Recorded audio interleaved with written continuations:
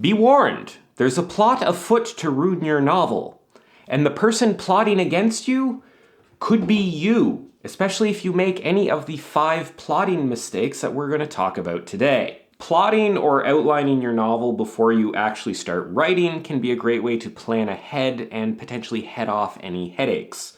But the plotting process can create just as many problems if you aren't careful, which is why we're going to discuss some potential problems with the process today. And I don't want to hear any smug "I told you so's" from the pantsers in the audience. Keep it to yourselves. All right, big plotting mistake number 1, exploiting rather than exploring your premise. The premise of a story is all of the mechanics and rules associated with the plot and the world. Exactly what fits into the premise will depend on what you are covering in your story. It could simply be the relationships that exist between your characters, the rules of operating within the police department that your detectives work in. In a sci-fi or fantasy context, it could be the magic or technological mumbo-jumbo that you'll use throughout the story. Mumbo-jumbo? Your story can focus either on exploring a premise where the mechanics and the rules of the story are revealed throughout, where the main goal of the story is figuring out how things work. That's exploring the premise. You can also focus on exploiting a premise where the rules get established and then you tell a story that uses that rule set. The one example of this that comes in is something like a Western with like cowboys and stuff. There's like an established rule set that everyone is kind of familiar with, and most stories like that don't go about exploring that rule set. They just use it to tell a story. You need to make a decision when you're plotting as to whether you are exploring a premise or exploiting a premise. You can do either one, but you have to make the decision and you have to understand which direction you're going. What's best for your story is going to depend on the story, and you need to keep that in mind when you're switching from exploring to exploitation. I think a lot of novels and a lot of series run into problems when they finish exploring the premise and then switch to exploiting it.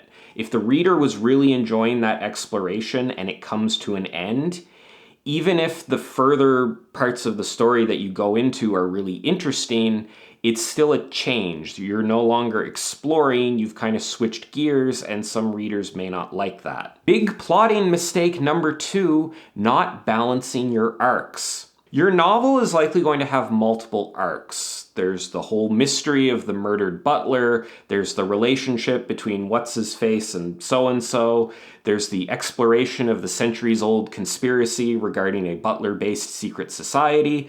There's more than one thing going on. There's more than one arc. You generally want to avoid spending too much time focused on a single arc at a given point in your plot. If, say, the first 10% of your novel establishes 3 or 4 different story arcs, but the next 30% of the story only focuses on one of those arcs while there's no progress made on the other ones, then that can be a bit of a problem. You run the risk here of the reader forgetting about the other arcs that you've established, and there's also the possibility that you'll be focusing too much on the arcs that they aren't as interested in. You don't want all of the attention in the novel to be on one arc, then it to shift to another arc, then shift it to another. It's generally better if there's a flow between the arcs, a balance between them, so that one isn't hogging the spotlight for too long of a stretch. If you aren't careful when you're plotting out your arcs, it's possible to spend too much of a chunk of time on one arc without touching the other ones. Now, it is probably possible to make things too balanced. You don't want to have one scene that deals with arc 1,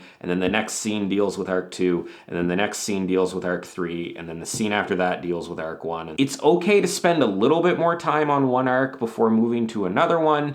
You want balance between the arcs, but you also don't want an obvious pattern where you're just kind of switching between 3 different stories at regular intervals. There's also the possibility that not every single scene needs to deal with only one arc. Big plotting mistake number 3, keeping scenes focused only on one arc. This one is closely related to point number 2, but it's kind of different enough that I separated it into its own point. Your novel should not be 4 shorter stories mashed together in parallel.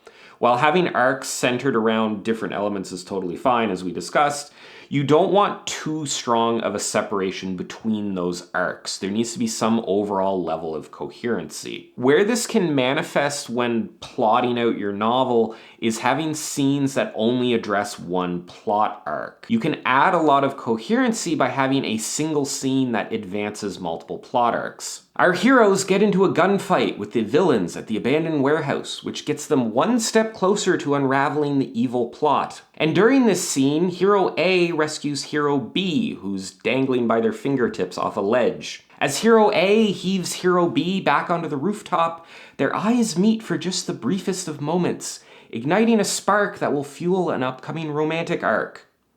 And also a love triangle between Hero A, Hero B, and Hero C. It's easy when you're plotting to think about adding scenes in that advance a single arc. This is especially true if you plot your arcs separately and then bring them together at the end of your plotting process rather than just plotting out the novel as a whole. You really want to make as many scenes advance multiple arcs as you can. This will help with the overall coherency of the novel and also potentially address some balance issues. It will make it seem less like you're just telling 3 or 4 separate stories and actually telling one coherent, interlaced story. Big plotting mistake number 4, separating your cast. One of the things that novels frequently do, which I personally don't find that great, is separating their cast, separating their characters, sending them to different places and having them work on different things. I don't like this because oftentimes when you have a really interesting cast of characters with lots of interesting relationships, but they spend the entire novel split into groups of 2 or 3, you lose so much opportunity for interesting interactions.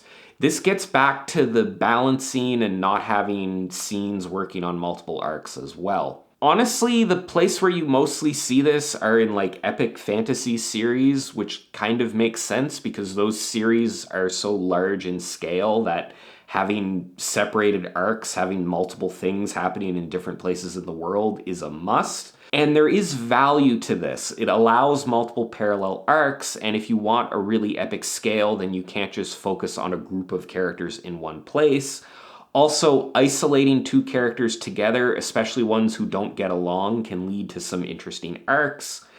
But I think you need to weigh that against the costs associated with keeping your cast separate. If you're going to separate your cast for a time throughout the story, if you're going to have different groups of characters in different places, give some thought to who is paired with who, and also consider what you're losing by losing the interaction that would have happened if you hadn't separated the cast into different places. And lastly, plotting mistake number 5, creating difficult logistics around timing or anything else. I don't tend to get too wrapped up in the time frame that a novel happens in, and I think in most cases, you can just sort of ignore it. Unless there's some kind of plot element that depends heavily on time, your novel can honestly probably happen over a vague span of time without any real indications of how long things are taking. Now, if there's a bomb that's going to be detonated in exactly 72 hours, then yes, you need to keep an eye on the clock of your novel.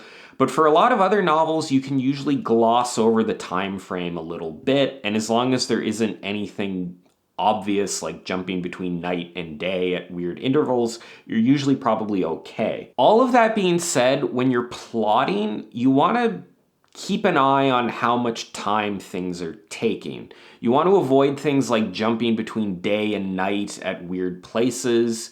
You also want to make sure that you're considering different arcs and what makes sense for each of them time-wise. If you have an arc that requires 6 months to pass between establishment and resolution, but you have another arc that reasonably should happen over like 2 weeks, and you want both of those arcs to resolve in one big climax at the end of your novel, then that's going to be a bit of a problem. Also think about the logistics of where characters are and things like travel time.